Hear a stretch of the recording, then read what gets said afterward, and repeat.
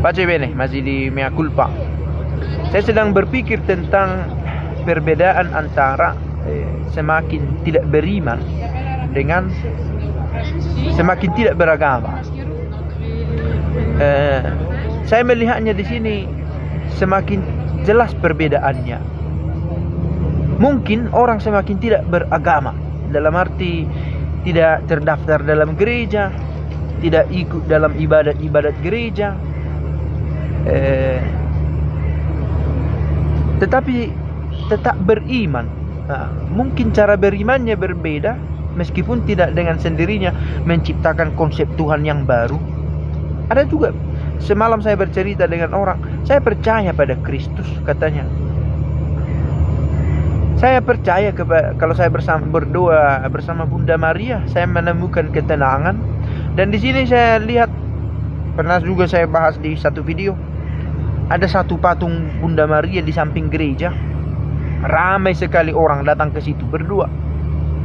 Ada yang membeli bunga, membeli bunga lalu menempatkannya di dekat patung itu, dan ada kepuasan batinnya di sana. Ada yang membeli lilin untuk dinyalakan. Ada yang lebih dari 1, 3 sampai 4 lilin dibelinya untuk dinyalakan di sana. Artinya dia tetap percaya, dia tetap berdoa, tetapi tidak terlibat secara aktif, secara definitif boleh dikatakan di dalam gereja.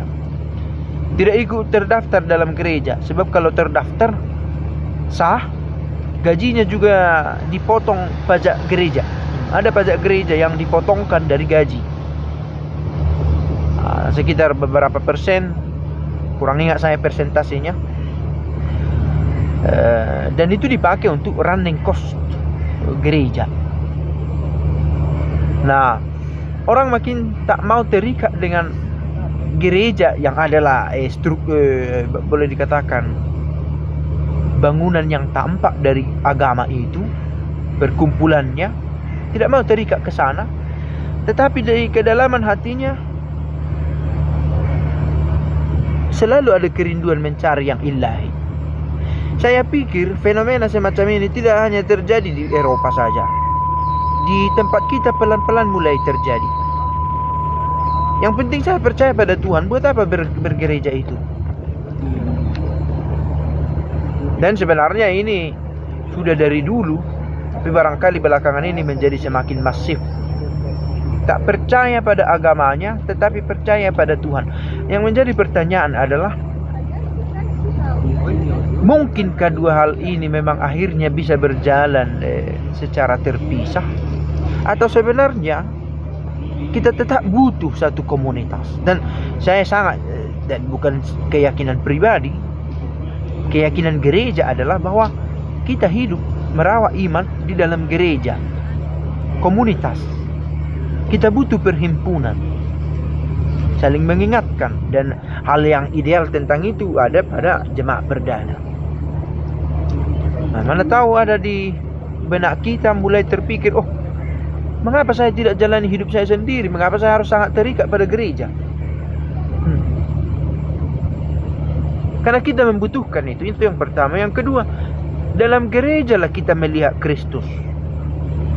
Gereja di sini harus dipahami melampaui agama, ya. Karena kalau kita jauh dari gereja, dari tubuhnya, bagaimana kita masih berbicara tentang Kristus? Karena ada orang berkata, saya tak ke gereja pun bisa tetap berdoa bersama Bunda Maria kepada Kristus. Konsep tentang Maria itu, konsep tentang Kristus itu ada dalam gereja. Maka sebenarnya ketika kamu berdoa kepada Kristus, sebenarnya kamu berdoa itu di dalam gereja, bersama dengan orang-orang yang katakanlah melintas ini.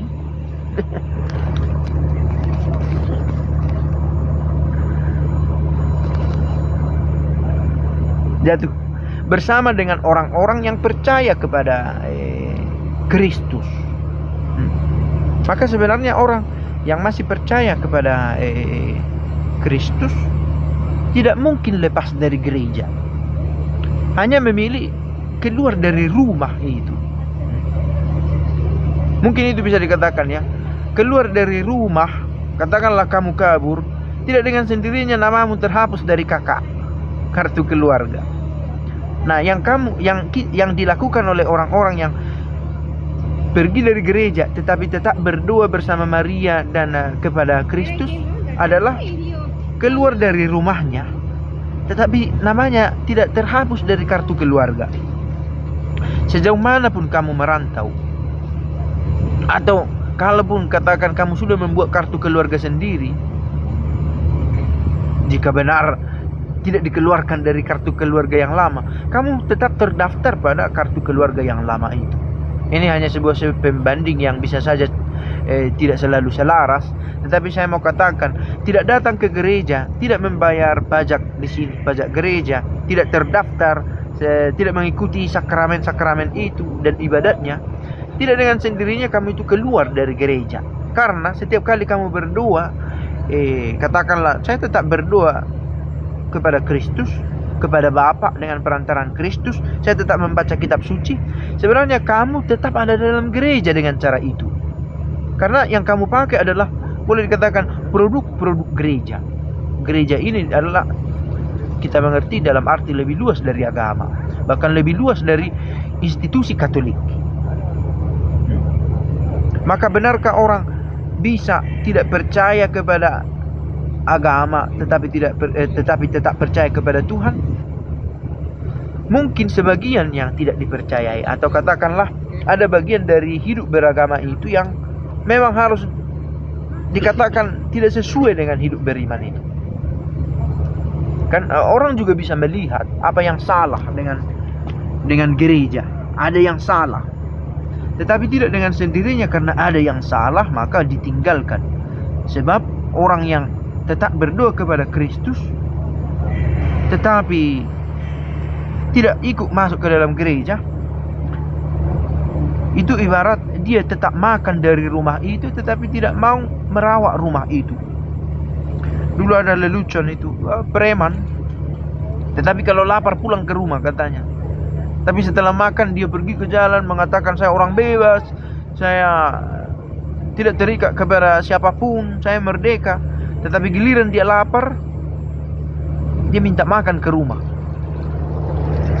Nah, sama halnya juga tentang percaya kepada Kristus, ya berada di dalam gereja. Memang ada beberapa istilah yang kiranya harus lebih terang dipahami antara gereja, agama, Katolik.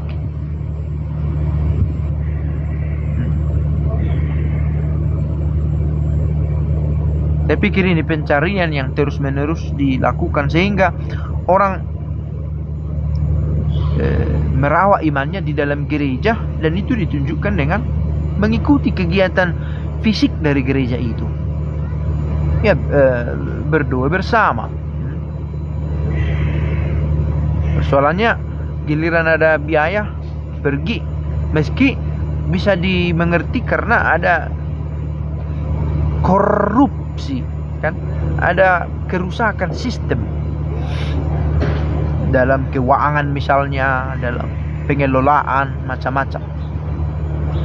Hanya sebuah pemikiran. Pace bene.